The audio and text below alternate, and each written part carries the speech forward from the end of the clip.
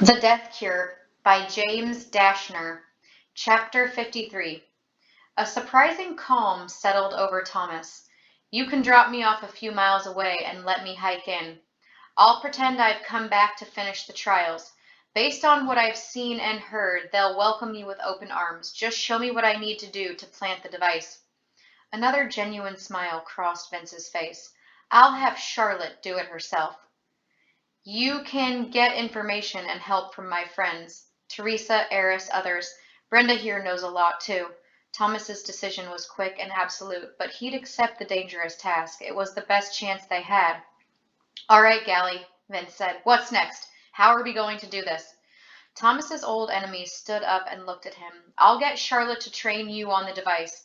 Then we'll take you to our Berg hangar, fly you close to the Wicked headquarters, and drop you off while the rest of us are getting ready with the main assault team. You better be up for some good acting out there. We should wait a couple of hours before we come in with the immunes, or it'll look suspicious. I'll be fine. Thomas made an effort to pull in deep breaths to calm himself. Good. We'll move Teresa and the others over here when you leave. I hope you don't mind another little jaunt through the city. Charlotte was quiet, petite woman, and she was all business. She explained the disabling device's functions to Thomas in a curt, efficient manner.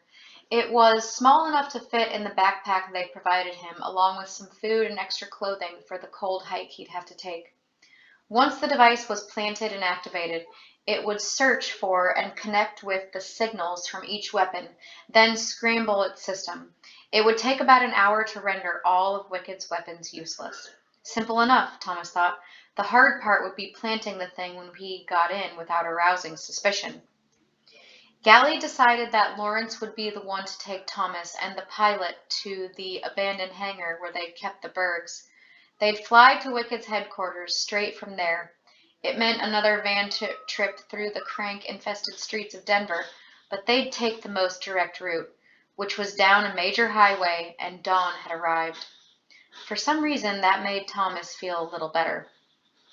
Thomas was busying himself helping to gather last-minute supplies for the trip when Brenda appeared. He nodded at her and gave her a small smile. You gonna miss me? Thomas asked. He made it sound like a joke, but he really wanted her to say yes. She rolled her eyes. Don't even say that. You sound like you're giving up already. We'll all be back together laughing about the good old days before you know it. I've only known you a few weeks, he smiled again. Whatever. She put her arms around him and spoke into his ear. I know I was sent into the Scorched City to find you and pretend to be your friend, but I want you to know that you are my friend. He pulled away so he could see her face again, which was unreadable. What? Just don't get yourself killed. Thomas swallowed, not sure what to say. Well, she said. You be careful too, was all he could get out.